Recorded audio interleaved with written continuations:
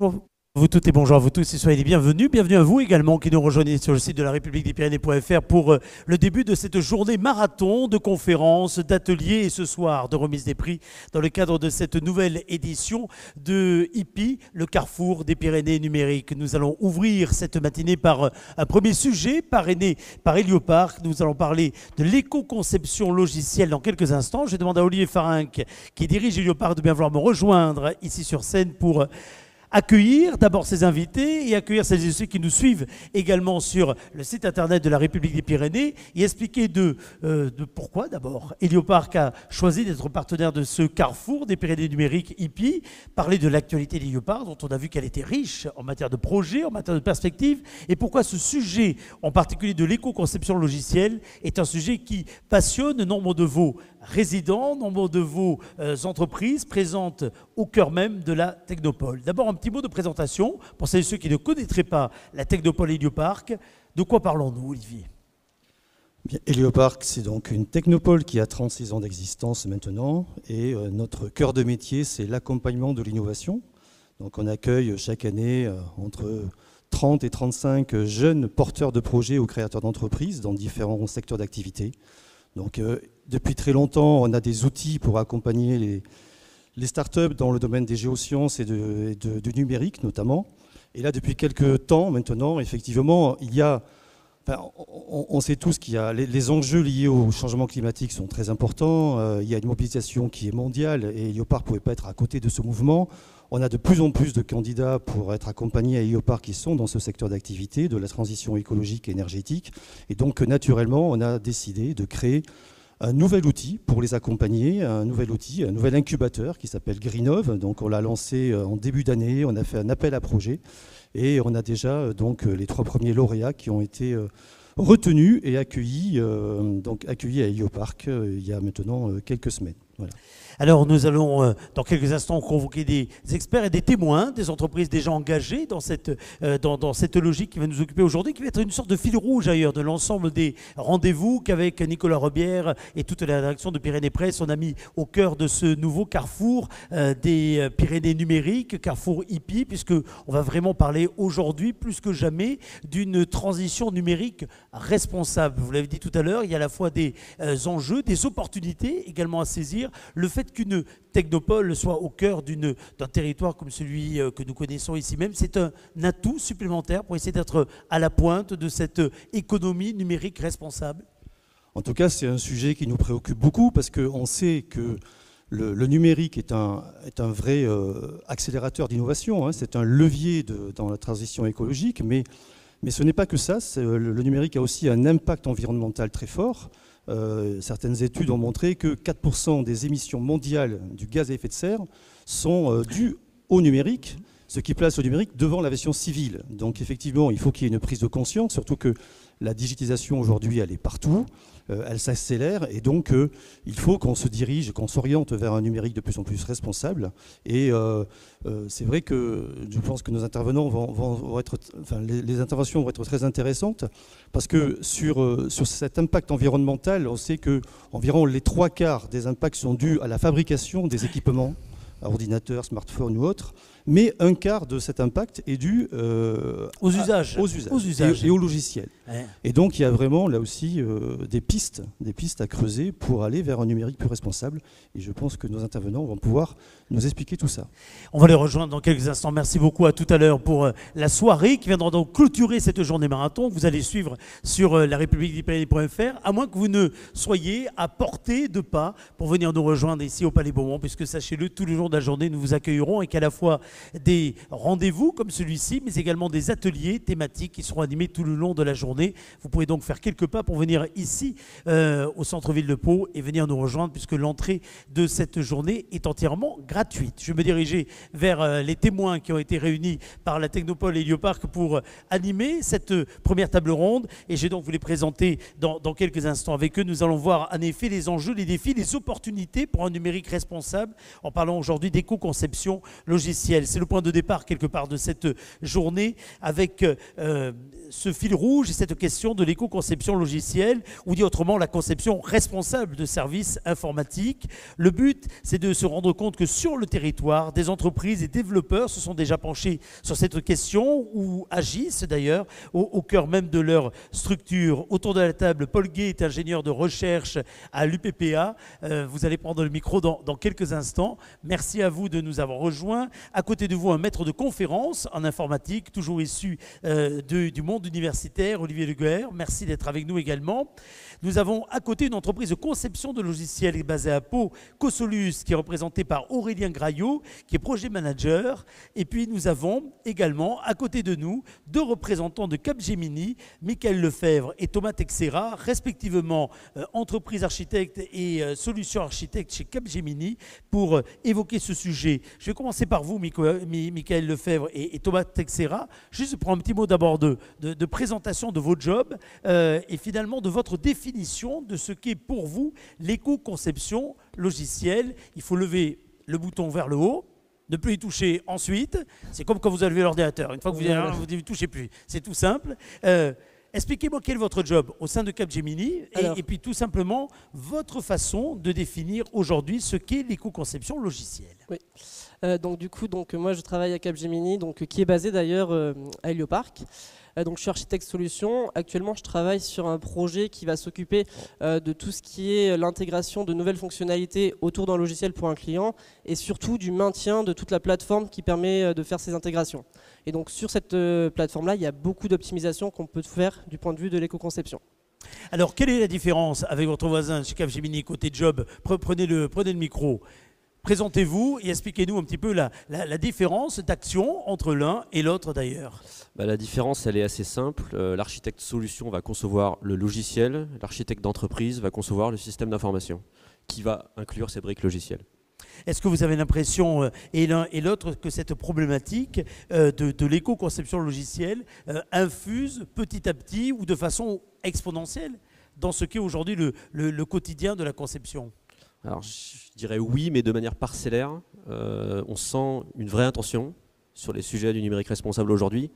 Après, est-ce que cette intention se transforme en action ? On est encore quelque peu dubitatif. Justement, on va en débattre. On va en débattre également avec le représentant d'une entreprise locale qui conçoit des logiciels, Cosolus.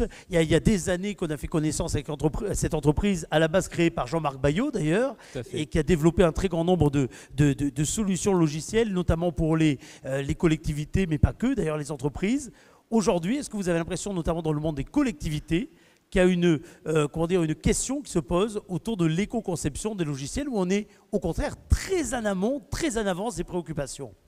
Alors au niveau des collectivités, les collectivités territoriales, ça bouge beaucoup par le réglementaire. C'est-à-dire que tant que ce n'est pas obligatoire ou tant que ce n'est pas imposé ou qu'il n'y a pas des normes ou des règles qui les imposent à avancer, généralement, ça peut mettre un peu de temps et effectivement, c'est un sujet qui bouge, notamment par rapport aux obligations qu'ont les acheteurs publics de mettre en place des critères environnementaux dans le choix des solutions.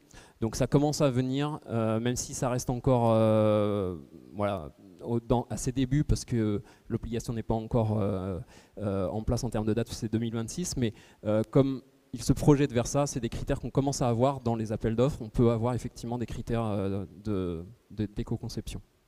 Juste à vos côtés, donc deux représentants de l'UPPA, je le disais. Je vais démarrer par vous, Olivier Leguer. Est-ce que aujourd'hui, vous êtes maître de conférence en informatique, est-ce qu'aujourd'hui, ce sujet de l'éco-conception, le logiciel, et quelque part les préoccupations de façon plus générale, qui ont été rappelées tout à l'heure par Olivier Farinck, infusent réellement dans le quotidien des experts en informatique et je dis bien du côté usage, encore une fois. Il y a bien sûr tout le côté matériel, technique, etc. Mais côté usage, est-ce que ça infuse ? Alors, je commence juste par me présenter. Donc, je suis enseignant-chercheur en informatique à l'Université de Pau. Et ma spécialité, pour bien situer, je fais du génie logiciel. C'est la science du logiciel. La science du logiciel. Exactement, j'aime bien ce terme. Où on peut le dire aussi, c'est l'art de construire des logiciels. Il y a le génie civil, il y a le génie logiciel.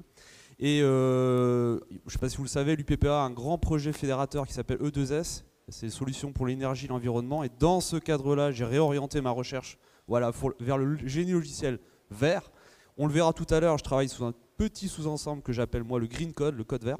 Et parallèlement, j'ai co-créé en fait un groupe de travail qui s'appelle Logiciel éco-responsable au niveau d'un groupement de recherche CNRS, ce qui montre que la recherche académique s'empare de cette question. Voilà. Ça veut dire, dans ce que vous avez déjà observé, que personne ne s'en est emparé jusqu'à présent de cette question du côté de la recherche académique? C'est vrai que ce groupe n'existait pas, ce groupe de travail. On l'a créé, on sent que derrière, le CNRS soutient cette initiative.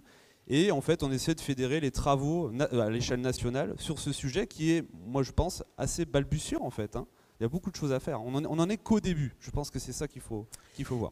À vos côtés, un ingénieur de recherche, Paul Gay. Vous, quelle est votre définition? Quelle serait votre définition de l'éco-conception logicielle? Et puis quelque part du moment où nous nous trouvons aujourd'hui. On est au début, on est au point de départ, on est dans un carrefour fait d'opportunités. Donc je vais parler du point de vue de ma pratique. Donc je suis ingénieur de recherche au CNRS. On va monter votre micro du côté de la régie. Allez-y, touchez à rien, ça se monter tout seul. Super. Et membre de l'association IAPO, donc je travaille surtout sur le code et les algorithmes qui sont exécutés côté serveur et qui vont ensuite être consommés par les utilisateurs. Et de ce point de vue-là, l'éco-conception logicielle, c'est balayer devant notre porte et un premier pas vers l'informatique responsable. Ça permet de mesurer nos programmes pour pouvoir se poser les bonnes questions. Donc, dans le cadre de mon travail, avec l'équipe Green AI de l'Université de Pau, nous estimons l'impact environnemental d'un centre de calcul qui est à l'IDRIS sur le plateau de Paris-Saclay, un mésocentre. Et si je peux continuer à dérouler cet exemple, on peut mesurer les programmes et identifier des gaspillages et des mauvaises pratiques. Et étudier des compromis entre la consommation des algorithmes et la précision des résultats donnés par les modèles.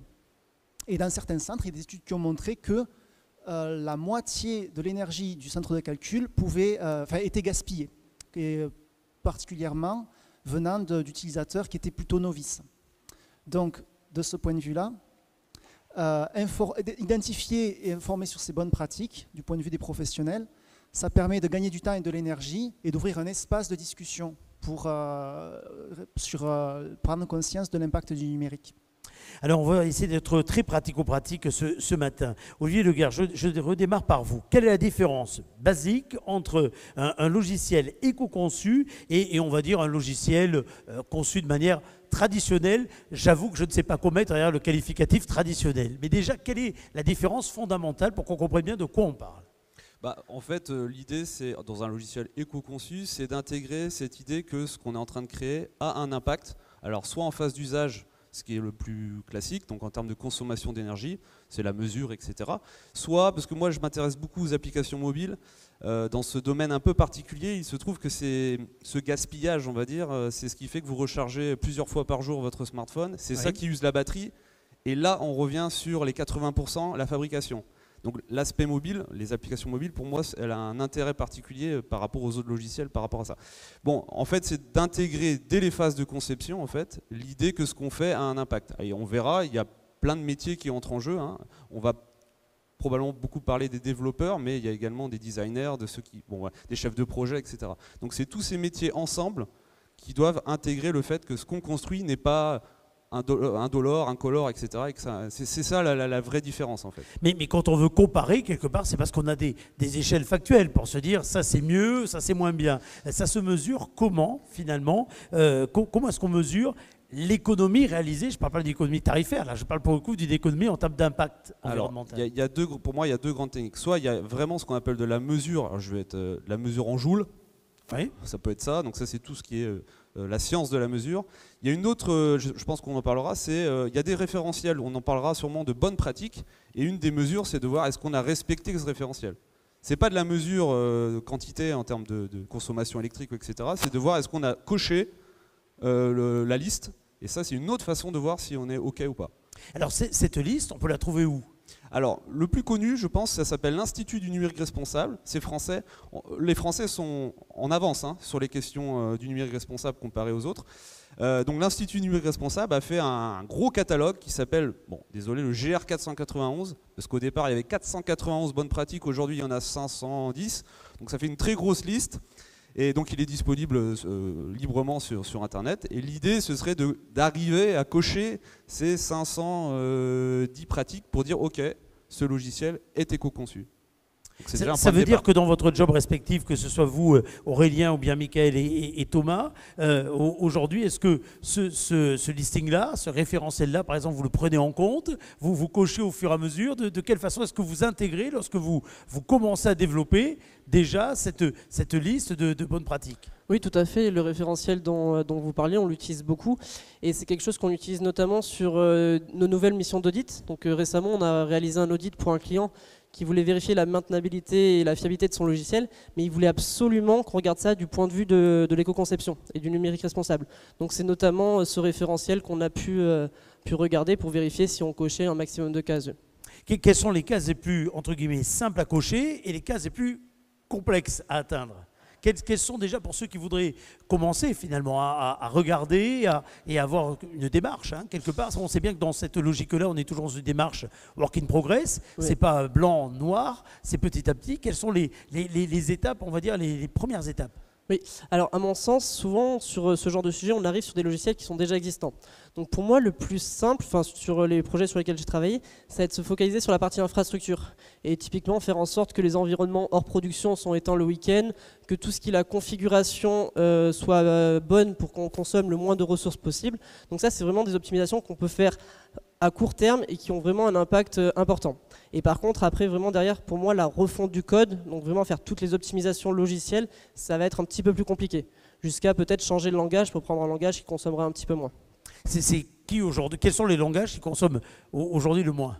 Alors il y a des études qui ont été faites, je crois que... Là je sens comment dire, l'universitaire faire déjà une grimace, ça veut dire que c'est pas si établi que ça. Et ça va dépendre aussi des benchmarks qu'on va utiliser, etc. Enfin, ça va dépendre de nos problèmes. Mais on sait par exemple que sur certains problèmes, le C va consommer moins que le Python, par exemple. Je ne sais pas si mes collègues veulent me contredire.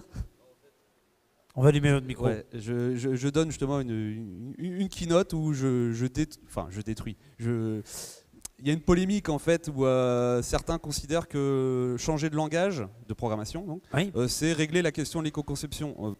Clairement non.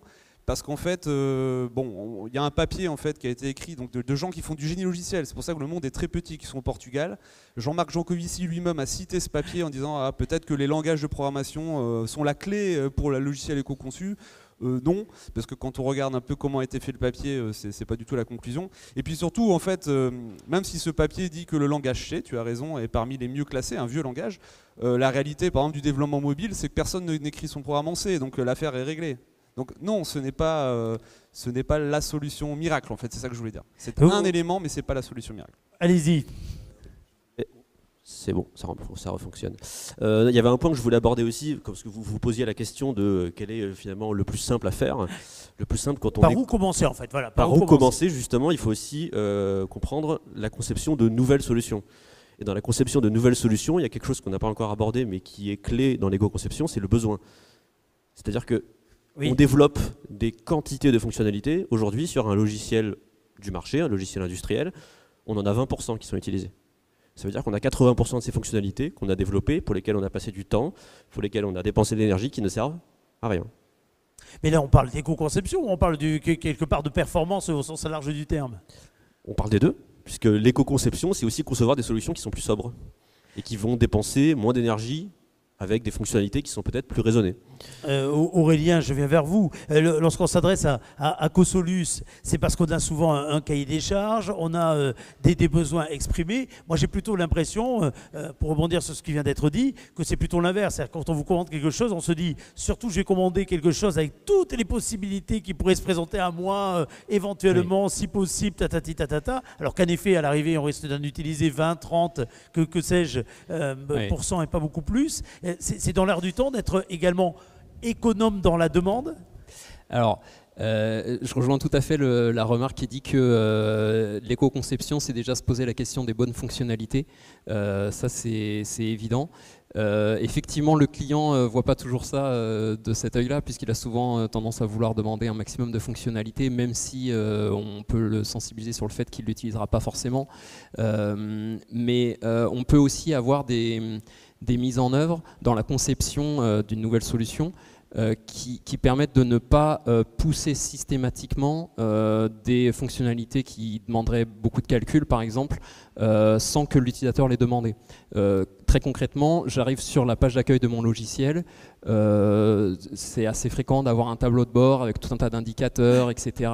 On peut imaginer déjà réfléchir à ces indicateurs, est-ce qu'ils sont pertinents ou pas, et sinon les mettre derrière un clic de l'utilisateur, c'est-à-dire qu'on le calcule s'il le demande. Mais s'il ne le demande pas, s'il arrive juste sur sa page, on pourrait imaginer ne pas le calculer, par exemple.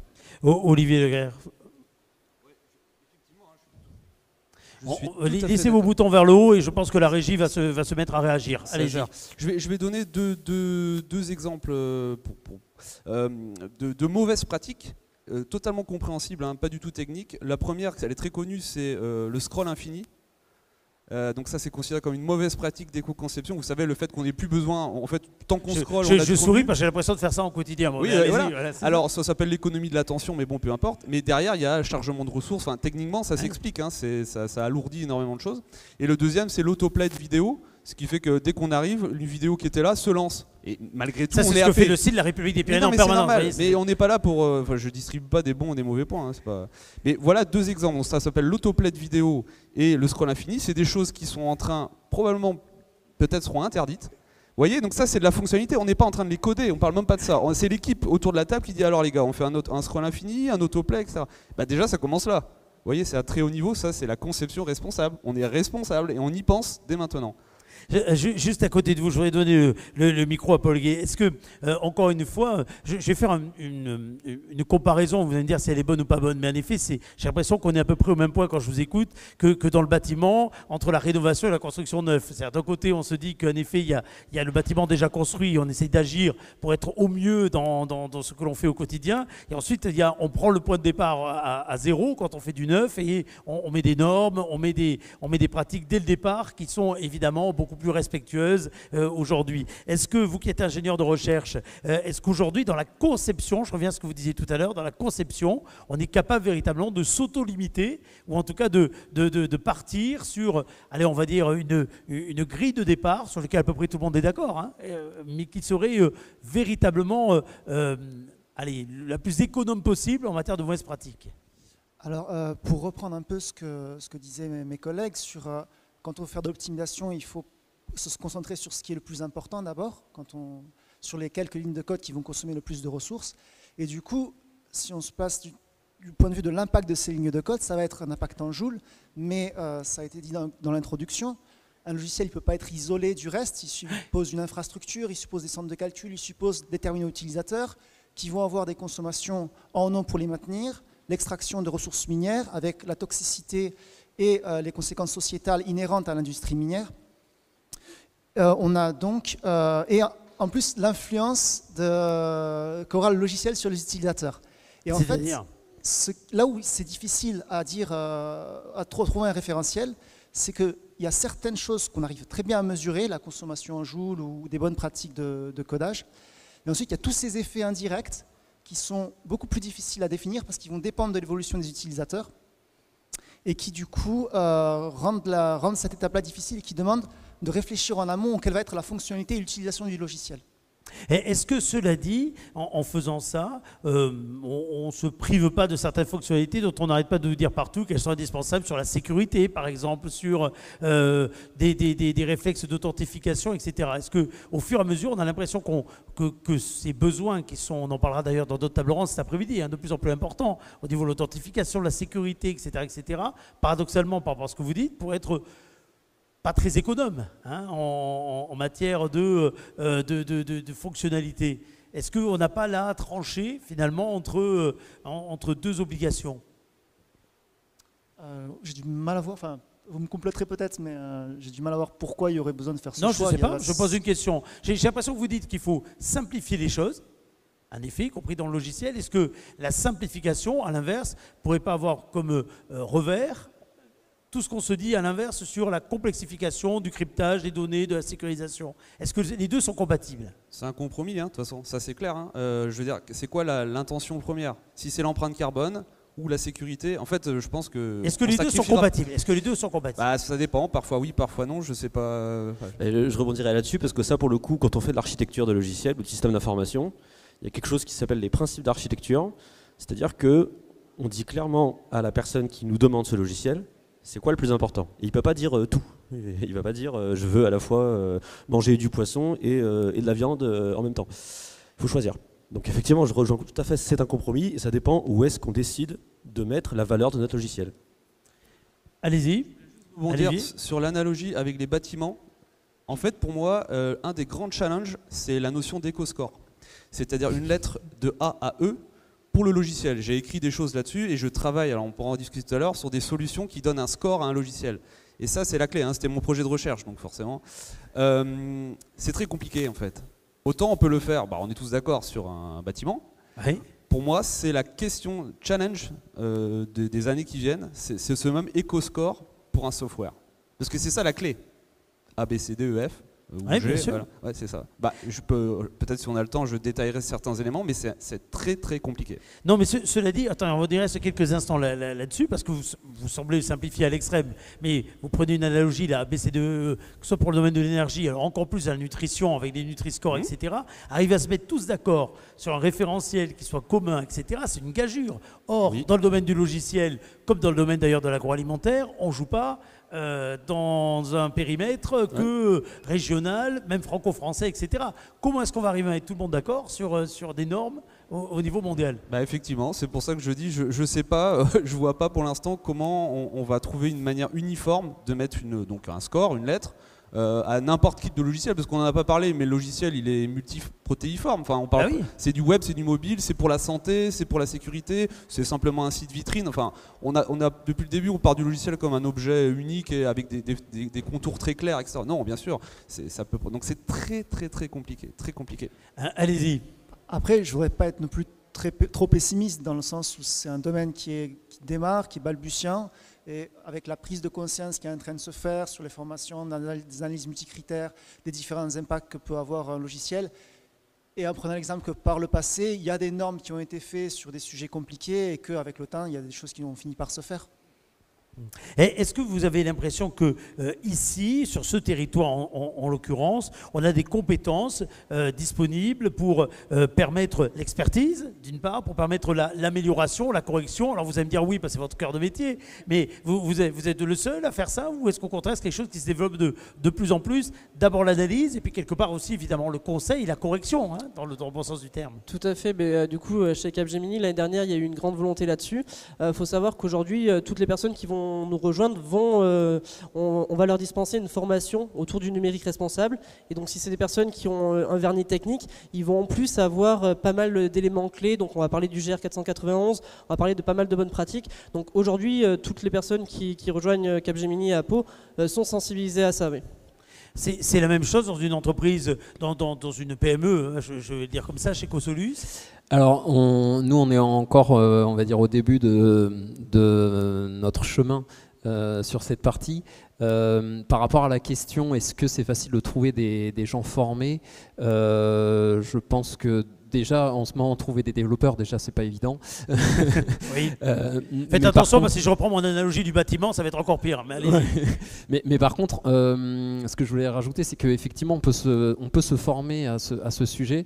Alors, devenir expert, ça prend du temps, mais sans devenir expert, juste être sensibilisé à ça, se documenter et commencer à lire les référentiels, c'est quelque chose qui est assez abordable pour un développeur. Et si je puis me permettre de rebondir, je suis tout à fait d'accord avec tout ce qui vient d'être dit. J'ajouterais que là où il y a un gros besoin de formation et de sensibilisation, ce n'est pas nécessairement aujourd'hui chez les développeurs, puisque c'est leur métier, c'est chez les gens qui demandent les logiciels. Oui, c'est vraiment chez les clients. J'ai bien compris votre renversement d'ailleurs, mais qui est très intéressant sur comme perception. C'est en fait de ne pas pointer en effet ceux qui sont les faiseurs, mais de bien mettre l'accent sur le besoin, la demande. Il faut que les faiseurs, c'est-à-dire ceux qui développent, ils soient sensibilisés à ces problématiques-là, ils soient certifiés, ils deviennent à terme, pour certains d'entre eux, des experts sur ces domaines-là. C'est notre devoir de conseil également. Mais c'est vrai que si on a en face de nous quelqu'un qui nous dit « je veux une Ferrari », on ne va pas pouvoir lui vendre une Peugeot. Même s'il n'a pas besoin d'une Ferrari, il va dire je veux une Ferrari. Et à terme, comme on est dans des domaines qui sont, en ce qui nous concerne, des domaines avec des clients concurrentiels, si la demande ne change pas, on ne va pas réussir à aller aussi loin que tous les vœux pieux qu'on pourrait avoir. Olivier. On parle maintenant de la formation, donc j'ai ma casquette formation. Est-ce que vous savez, il y a une loi qui s'appelle la loi RIN, c'est-à-dire réduction de l'empreinte environnementale du numérique, qui a été promulguée en 2021. Et qu'est-ce qu'il a dit, parmi différentes choses, que toutes les écoles d'ingénieurs en informatique et universitaires en informatique, donc les étudiants, doivent avoir un module d'éco-conception logicielle dans leur formation. Et ça change la donne. Il se trouve que j'ai pris les devants à Pau, j'ai créé un module d'enseignement sur ce sujet-là. Et je vois les collègues qui essaient de se mettre en ordre de bataille, parce qu'en fait, c'est une obligation réglementaire. Donc peut-être que là, on ne trouve pas encore de gens formés, mais ça arrive. Il faut le temps, hein, c'est comme les médecins. On va former des gens avec cette coloration-là. Ça va venir. Alors, j'entends qu'il faut former, mais j'entends aussi qu'il faut informer. Ça fait partie donc dorénavant aussi, quelque part, de vos missions, les uns les autres, de pointer du doigt lorsque vous êtes en relation avec les clients, avec d'ailleurs les étudiants, etc., les développeurs, de bien pointer du doigt, encore une fois, ce sujet-là. Ça fait partie, selon vous, aujourd'hui, de ce que doit être votre quotidien ? Oui, tout à fait, et même au-delà, puisque du coup je vais mentionner l'association que nous animons bénévolement, l'association IAPO, qui a pour but de réunir les industriels, les chercheurs et les étudiants sur les thématiques des sciences des données et de l'impact environnemental du numérique pour assurer cet accompagnement et profiter de ces nouvelles technologies. Donc plus concrètement dans ce cadre-là, on organise des conférences, des séminaires et des data challenges, des compétitions entre étudiants pour lesquelles nous développons une plateforme qui va permettre de diagnostiquer une solution d'intelligence artificielle. Donc vous uploadez votre solution d'intelligence artificielle et vous récupérez un diagnostic de votre modèle qui vous donne la consommation énergétique et d'autres analyses multicritères de consommation d'eau et d'écotoxicité et ce type de choses. Alors justement, vous avez cité l'intelligence artificielle. Moi, j'ai fait un raccourci relativement simple. En préparant ce sujet, je me suis dit que simplement, il fallait demander à une intelligence artificielle, j'adore dire simplement, il faut demander à une intelligence artificielle de travailler sur la question et de travailler sur l'amélioration. Et puis je me suis dit, mais finalement, est-ce que c'est pas ça qui va également être extrêmement dépensier en matière de ressources, etc., etc. Donc je reprends la question que je reposais tout à l'heure de où est-ce qu'on met finalement, où est-ce qu'on met le curseur, comment est-ce qu'on trouve l'équilibre dans tout ça? Parce que est-ce que c'est compatible, encore une fois, de parler d'éco-conception et de vouloir développer de plus en plus de l'intelligence artificielle, de plus en plus de la data, de plus en plus de la donnée? Donc évidemment que non, hein, c'est ce que je décrivais tout à l'heure. Je ne sais pas pourquoi je me doutais de cette réponse. Allez-y. Bon, je ne vous ai pas déçu. Il y a une partie qu'on arrive bien à mesurer, il y a toute une série d'effets indirects dont les conséquences sont absolument phénoménales et qui sont beaucoup plus difficiles à quantifier. Donc encore une fois, on se retrouve à travailler sur la prise de conscience de tous les acteurs et que ce soit les développeurs ou les utilisateurs, enfin, tout le monde a une influence sur le processus. Allez-y. Pour en rajouter une couche, en fait, on a deux systèmes qui vont s'affronter, la sobriété et l'inflation de données. Et aujourd'hui, on veut tous, malgré tout, des services plus performants. On a tous aujourd'hui accès à X plateformes de streaming. On les utilise. Donc, c'est-à-dire qu'en un sens, on est aussi acteur de cette augmentation de la donnée, sachant que là, on estimait tout à l'heure, le chiffre de 4% des émissions globales de gaz à effet de serre a été annoncé. Il faut aussi ajouter que l'augmentation de l'empreinte carbone liée au secteur du numérique est exponentielle. Aujourd'hui, on s'attend en 2025 à ce que ce soit 7,5%. Et 2025, c'est demain. Donc, en fait, oui, pour répondre à votre question, il faudrait que l'on se calme sur notre utilisation de toutes ces données qui nous sont rendues disponibles. Mais le problème, c'est que d'un autre côté, on n'arrête pas de vouloir en avoir besoin. Oui. Et puis qu'on a de plus en plus de sollicitations, mais même d'ailleurs, on devient tous quelque part addicts de la possibilité de voir à l'instant T X vidéo, d'aller rechercher telle ou telle donnée, telle ou telle information. Si je comprends bien, on est presque en train d'être nous-mêmes, quelque part les coupables de ce que seront demain les exagérations climatiques telles qu'on se les auto-reproche aujourd'hui dans nos consommations de déplacements, etc. etc. C'est pour ça que de prendre dès le départ cette question-là, et peut-être que déjà dès le départ on est déjà très, très en retard, ça paraît une évidence. Et pourtant je reviens à ce que vous disiez tout à l'heure, Olivier, jusqu'à présent personne n'étudie ce domaine-là de façon précise. Effectivement, je pense qu'en fait, ce qu'on se rend compte, c'est assez drôle, c'est que les chercheurs en informatique se rendent compte qu'ils ne vont pas y arriver tout seuls, c'est-à-dire qu'il faut des sociologues, des gens du marketing, etc. Et en fait, c'est ça, c'est qu'en fait, il faut prendre le problème en amont, parce que là, le développeur ou l'informaticien, il va traiter le bout de chaîne quand c'est fini, enfin, quand on écrit le code, etc. Sauf que d'après ce qu'on dit, on voit bien que le problème, il se règle en amont, en essayant de ne pas de rendre totalement désirable TikTok. Vous voyez, c'est de travailler sur des sujets qui sont plus de l'ordre informatique. Et donc on est OK sur l'idée de s'associer entre informatique, sociologue, etc., etc. Je pense que c'est ça, c'est clairement c'est la clé. Hein. Et est-ce qu'on peut parler d'une forme de filière, parce que vous le disiez tout à l'heure, et lorsqu'on parle évidemment d'éco-conception logicielle, on voit bien qu'il y a le hard, qu'il y a le soft, qu'il y a la pratique, etc.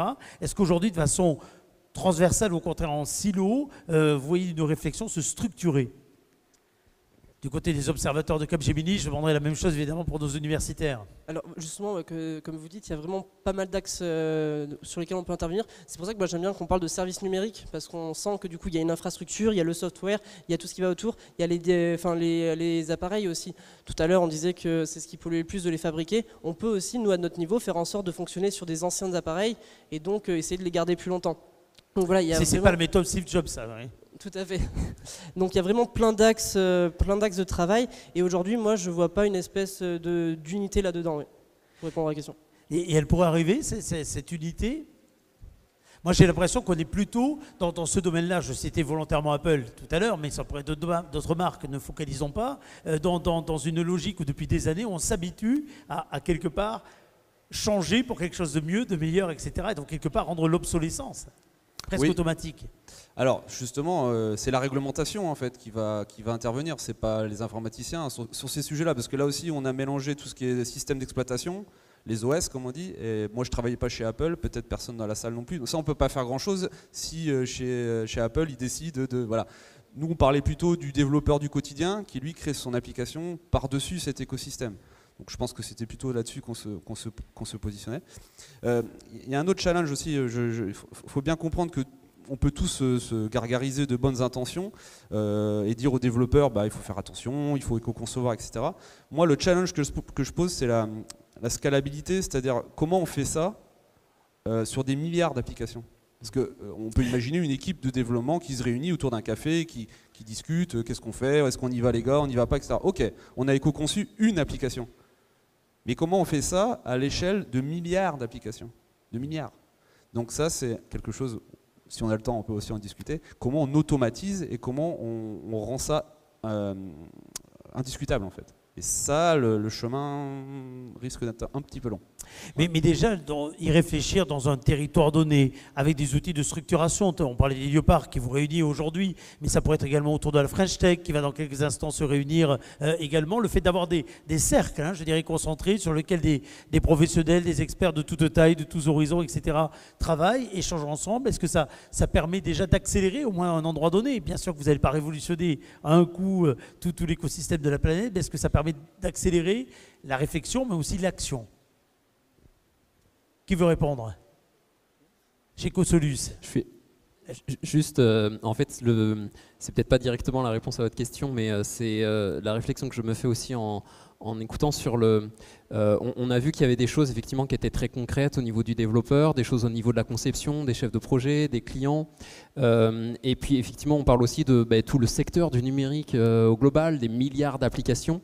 Et tout ça peut donner un petit peu le vertige. Et on pourrait arriver à la conclusion de à quoi bon, je suis une goutte d'eau dans tout ça, finalement c'est peine perdue, on sait que voilà, la croissance du logiciel, quand on regarde la tendance sur laquelle elle est, bon, moi qu'est-ce que je vais faire à mon niveau? Et je pense que c'est quand même important de ne pas se perdre, mais c'est important de prendre de la hauteur parce qu'effectivement ça permet de prendre conscience de ça, mais il faut aussi ne pas se détacher de ce qu'on peut faire aussi à son niveau. Voilà, il faut trouver le juste milieu entre les deux. Allez-y. Cette réflexion, ça dit que vous partagez, c'est la réflexion qu'on partage tous, y compris pour couper notre eau du robinet ou y compris pour des gestes simples de façon générale, dans nos déplacements ou autres. Donc, peut-être pour souligner du coup quand même les travaux qui sont faits dans l'enseignement supérieur par les groupes de recherche CNRS qu'a mentionné Olivier, et dans les entreprises, on voit quand même ces thématiques qui surgissent de plus en plus, les réflexions avancent et ça crée des contenus qui vont pouvoir être repris, pré-mâchés par d'autres acteurs et d'autres développeurs. Donc c'est peut-être ça qui va potentiellement permettre le passage à l'échelle. Et enfin, j'imagine qu'il faut quand même être prudent. Si on est pessimiste, optimiste, le futur, c'est très difficile à prévoir, non? Et est-ce que plus tard, la croissance de l'informatique, est-ce que l'informatique va toujours être aussi sexy ou toujours être à la mode? Oui, point d'interrogation. Et juste aussi pour compléter sur comment on peut avancer, je parlais tout à l'heure du réglementaire, notamment pour le secteur qui concerne Cosolus, donc qui est des acteurs des achats publics, et il y a un certain nombre de réglementations qui ont été mises en place sur différents sujets. Il y a eu par exemple le règlement général de protection des données qui concerne tous les acteurs, il y a le référentiel général de sécurité, il y a le référentiel général d'interopérabilité, et il y a dernièrement aussi le référentiel général d'éco-conception des services numériques de la direction du numérique qui permet justement d'aider les acheteurs, parce qu'effectivement, si un acheteur public met en critère dans son appel d'offres le respect du référentiel général d'éco-conception des services numériques, ça permet de tirer aussi le marché qui doit s'aligner en réponse à la demande des acheteurs. Dans les 10 minutes qui nous restent, chers amis, si vous le souhaitez, nous allons vous proposer, vous qui êtes dans l'assistance, de pouvoir poser des questions, de vous exprimer, profiter de la présence des intervenants ici même pour approfondir tel ou tel sujet, avant que chacun d'entre eux, en guise de conclusion, nous dise très concrètement ce qu'il amène là aujourd'hui pour faire avancer le schmilblick, une expression que les moins de 30 ans ne peuvent plus connaître. Est-ce que quelqu'un souhaite poser une question ? Levez la main. Alors, je vais aller jusqu'à vous. Vous allez vous lever et vous présenter et on vous écoute. Merci. Alors, je suis Nicolas Tirel, je travaille à Green AI avec Paul et en collaboration avec Prof en Poche. Moi, j'ai une question. On a dit plusieurs fois que du coup, on était un peu bloqué par les réglementations, enfin dans le sens où plus les réglementations sont importantes, plus on peut imposer un certain nombre de critères. Est-ce que vous avez des échanges avec les politiques publiques, avec les élus, avec les collectivités, pour ensuite les pousser directement à aller plus vite là-dessus? Puisque finalement, on va dire l'entreprise, si elle veut faire une Ferrari, on ne peut pas lui faire une Peugeot, mais si elle fait une application qui est hyper destructeur ou qui a un effet rebond dramatique, est-ce qu'on va se dire c'est OK si elle est co-conçue, donc c'est bon, on a résolu le problème? Est-ce qu'on peut du coup avoir plus d'échanges au niveau politique publique? Est-ce que vous avez des échanges par rapport à ça, des retours? Parce que finalement, les formations, éduquer la population, c'est très important. Mais ça prend beaucoup de temps et ce n'est pas forcément à la hauteur des enjeux systémiques vis-à-vis du changement climatique. Qui veut donner un élément de réponse? J'ai pas l'impression que ça se bouscule, mais en effet. Non, mais alors c'est vrai que nous, en ce qui nous concerne, Apo, on n'a pas forcément d'échange à notre échelle parce qu'on est dans un groupe de 360 000 personnes, donc on n'est qu'un très petit maillon de la chaîne au final, Apo. Par contre, on a le secteur public, par exemple, qui est l'un de nos clients aussi. Et pour le coup, c'est amusant parce qu'on en discutait avant le début de cet échange avec les autres intervenants, le secteur public est beaucoup plus demandeur de ces aspects-là. Quand ils nous font une demande pour un logiciel, en règle générale, il y a toujours dans le cahier des charges quelque chose sur l'éco-conception, ce qui n'est pas le cas de tous les clients industriels, par exemple. Allez-y, chez Cosolus, vous confirmez? Je complète aussi par rapport à la question aussi, c'est effectivement en tant que client où on a les services publics qui nous font avancer, mais voilà, c'est aussi par rapport à notre position, on a ces échanges, mais effectivement en tant que client, au-delà de leur politique publique. Une autre question, remarque. Et peut-être juste pour compléter aussi ce que je voulais dire, en tant que client, on a dans le groupe TSS, le groupe auquel appartient Cosolus, il y a une analyse qui a été faite sur les critères environnementaux dans les marchés publics de logiciels. Les chiffres, c'était 40% des appels d'offres, donc des consultations sur du logiciel, incluaient une mention environnementale dans les critères de notation. Donc ça reste généralement, donc déjà c'est que 40% et généralement c'est un poids dans la note, parce que vous savez que les marchés publics il y a une note, etc. Donc c'est un poids qui reste minime, hein, généralement pas plus de 10% de la note, mais ça commence à venir. Autre question, remarque, allez-y, je vais me diriger vers le dernier rang, mais allez-y, présentez-vous. Bonjour, Marion Clavry de la Technopole Hélioparc. On a tous participé à l'organisation de cette table ronde, merci d'être là. Moi j'avais une question, on l'a rapidement évoqué sur la partie sécurité. Donc effectivement, des fois il faut faire des choix entre la partie consommation et la partie sécurité. Est-ce que c'est la même chose en termes de performance ? Est-ce qu'un logiciel éco-conçu est forcément moins performant, moins rapide, moins fonctionnel qu'un logiciel qui ne le serait pas ? C'est une très bonne question parce que c'est l'idée qu'on pourra en avoir. Parce que vous disiez tout à l'heure un effet sur les pratiques, etc. Donc on pourrait se dire à l'arrivée, on risque d'avoir des choses très mécaniques, vous voyez, très tout ce qu'on n'aime pas. Quoi, mais justement, pas nécessairement. C'est-à-dire qu'un logiciel éco-conçu peut être tout à fait aussi performant qu'un logiciel qui ne l'est pas. Ça va dépendre de quel service numérique on va parler et de comment on va traiter le problème. Vous n'êtes pas en train d'inventer un truc où c'est comme dans les voitures, il n'y a plus la climatisation à l'intérieur. C'est qu'il y a un certain nombre de pratiques, il faudrait plutôt considérer que la climatisation, il ne faut peut-être pas la laisser allumer tout le temps. Voilà. On est bien d'accord. On est bien d'accord. Et c'est pas forcément de l'équiper, c'est la façon de l'utiliser. Il y a des fonctionnalités qu'en tant que développeur, ou il y a des segments de code qu'en tant que développeur, on peut implémenter qui sont plus efficaces ou plus sobres dans la manière de traiter leurs données et qui ne vont pas altérer le fonctionnement de la solution en revanche. Allez-y. Du coup, je rebondis sur les compromis dans lesquels je parlais. En fait, ce qui nous intéresse, c'est de découvrir des cas où en fait, on peut atteindre un compromis avec performance égale pour une efficacité énergétique moindre. Par exemple, si on pense à une application de transcription de la parole, où on veut traiter un signal de parole, transformer en texte pour ensuite faire un traitement, il y a beaucoup de traitements qui sont automatiques et qui ne demandent pas une transcription exacte, mot pour mot, avec un taux d'erreur mot de 0. Donc on peut utiliser des modèles qui sont plus simples, qui traduiront correctement 6 mots sur 10 sans perdre de performance. Alors chacun, je vais vous demander en guise de conclusion de nous dire finalement ce que vous mettez en place très concrètement, ce sur quoi vous travaillez, ce que vous avez dans les cartons comme l'on dit. Alors chez Capgemini, je commence par vous.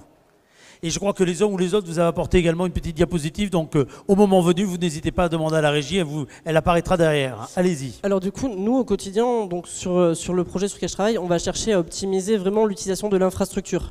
Donc du coup, pour consommer moins, et ce qui est super intéressant, c'est que la plupart de nos clients utilisent des cloud providers, donc à la fin du mois, ils ont une facture sur ces cloud providers. Oui. Et donc en fait, on le voit concrètement sur la facture. Si on arrive à diminuer la facture, c'est qu'on a du coup diminué la consommation et donc les émissions carbone.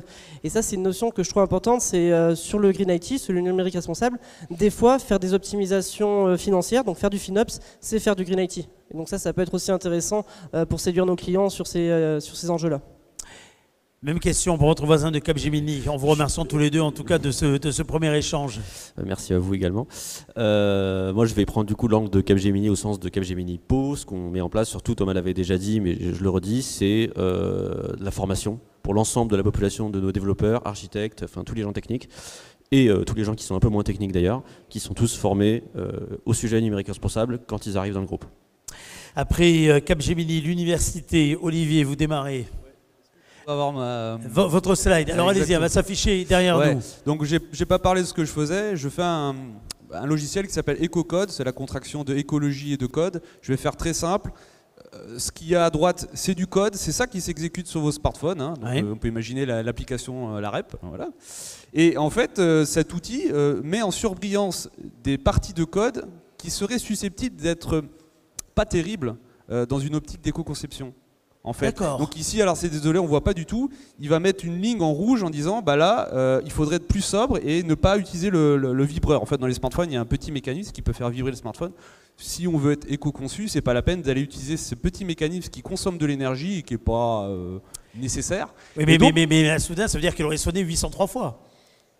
Donc c'est vraiment après un choix à faire, quoi. C'est ça. C'est des Ça, choix. ça donne un outil qui permet de Exactement. se décider. En fait, ça C'est n'interdit une aide à rien. la décision. Ça Voilà. n'interdit exactement. Ça n'interdit rien, mais ça met en alerte un développeur du quotidien en disant ce que tu es en train de faire.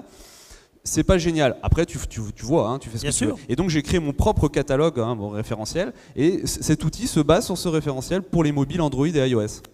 Voilà, donc c'était tout ça pour dire que je travaille Et là-dessus. j'imagine avec une logique de work in progress également, parce que ce que vous identifiez aujourd'hui, s'il faut dans 3 semaines, vous allez identifier autre chose, etc. Exactement, etc. c'est totalement évolutif. Il y a une communauté open source pour m'aider à faire ça, tellement ça change chaque jour, quoi, hein. Donc, voilà. Vous vous rappelez également l'adresse, ou du moins où est-ce qu'on peut lire ce que vous publiez? Bon, déjà avec soit mon nom de famille, soit avec ce nom EcoCode, et vous trouverez les différentes présentations que j'ai fait, et puis surtout le logiciel que vous pouvez, si vous êtes dans ce domaine-là, installer et utiliser.